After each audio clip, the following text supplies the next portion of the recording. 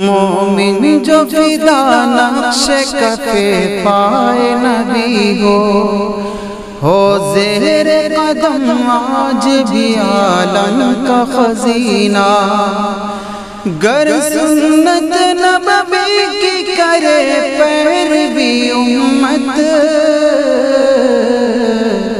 طوفان سے نکل جائے گا پھر اس کا سفینہ، طوفان سے نکل جائے گا پھر اس کا سفینہ۔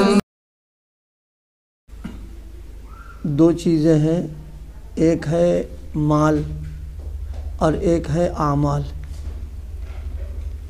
مال کی بھی ضرورت ہے اور اعمال کی بھی ضرورت ہے۔ دنیا کے جو کام ہیں اس میں بظاہر مال سے پورے ہوتے ہیں، اور آخرت کے جو معاملات ہیں وہ اعمال سے جڑے ہوئے ہیں۔ مال کمانے کے سلسلے میں ہر آدمی اس بات کی کوشش کرتا ہے کہ زیادہ سے زیادہ کمائی ہو جائے، اور ایک دوسرے سے آگے بڑھنے کی بھی فکر کرتا ہے، جسے کہتے ہیں مسابقہ، کہ ہم ایک دوسرے سے سبقت لے جائیں اور مال زیادہ سے زیادہ ہم کما لیں۔ شریعت نے مال کے کمانے کے سلسلے میں ممانعت نہیں کی ہے، اس کے ضابطے اور حدود مقرر کر دیے، اس میں رہ کر آدمی کمائی کرے تو اس کو اجازت دی ہے۔ اعمال جس طرح دنیا کی ضروریات مال سے پوری ہوتی ہیں، اسی طرح آخرت کے جو معاملات ہیں وہ اعمال کے ساتھ وابستہ ہیں۔ ایک ایک عمل آخرت میں اتنا مفید اور کارآمد اور ضرورتوں کو پورا کرنے والا ہوگا کہ بعض اوقات جنت کا داخلہ صرف ایک عمل کی بنیاد پر رک جائے گا، یعنی حق تعالیٰ فرما دیں گے کہ بھائی ایک نیکی لے کے آؤ، ہم تمہارے لیے جنت جانے کا فیصلہ کر رہے ہیں۔ ظاہر ہے جنت کا داخلہ تو ایک عمل صرف مطالبہ ہو رہا ہے کہ عمل لے کر کے آؤ اور جنت پہ جاؤ۔ جیسے یہاں ہم لوگ دیکھتے ہیں کبھی کبھی ایسا ہوتا ہے، کوئی قیمتی سامان خرید رہے ہیں اور 1 روپے 2 روپے کم پڑ گئے، اب دکاندار یہ کہہ رہا ہے 1 روپیہ لے آؤ، لے جاؤ سامان اٹھا کے، وہ تیار ہے دینے، 1 روپیہ نہیں مل رہا۔ ایسی آخرت میں بھی اعمال کا معاملہ اتنا اہم ہو جائے گا کہ ایک عمل کی بنیاد پر جنت کا داخلہ رکا رہے گا۔ تو دنیا میں جس طرح مال کے معاملے میں ہم کو حرص ہوتی ہے، ایک دوسرے سے ہم آگے بڑھتے ہیں، اللہ پاک اعمال کے اعتبار سے بھی ہمیں ایک دوسرے سے بڑھنے کی حرص اور فکر نصیب فرما دے کہ زیادہ سے زیادہ کمائی آخرت کی اعمال والی ہم کرنے لگ جائیں۔ حضرات صحابہ کرام رضوان اللہ علیہم اجمعین، اللہ پاک نے ان کو ہر اعتبار سے اعلیٰ اور بالا اور بہت بلند بنایا تھا۔ وہ اس تعلق سے ایک دوسرے سے آگے بڑھنے کی فکر کیا کرتے تھے۔ مشہور واقعہ ہے،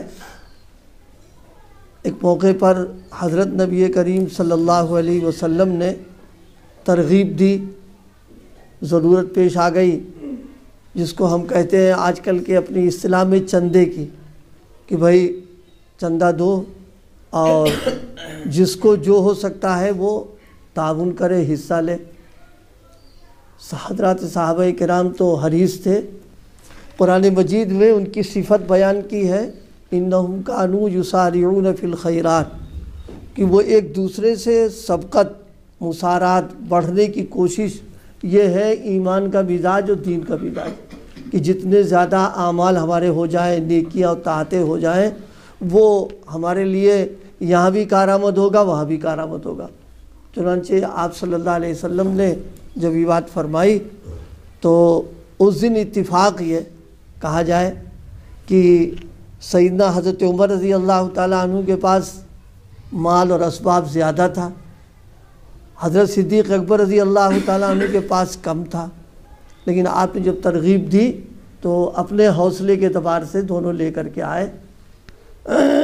حضرت عمر رضی اللہ عنہ کے دل میں یہ تھا کہ آج ہم بڑھ جائیں گے، حصہ لینے میں ہمارا زیادہ نمایاں ہو جائے گا۔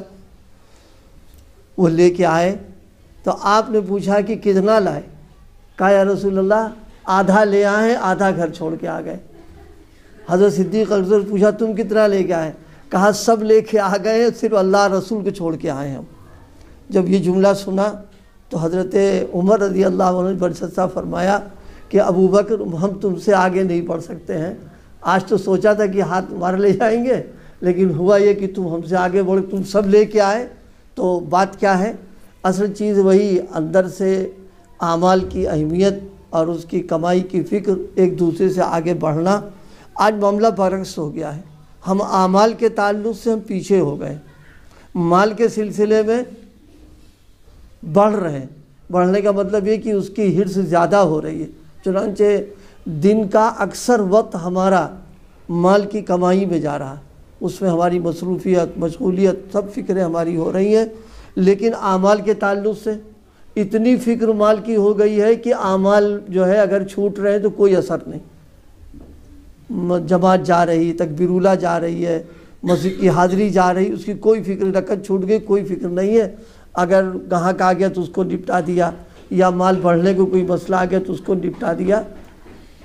جیسے میں نے عرض کیا تھا، مال کے کمانا منع نہیں کیا گیا ہے، دنیا کی ضروریات اور مسائل اس کے ساتھ وابستہ کیے گئے ہیں، لیکن شریعت نے اس کی حد بتائی ہے۔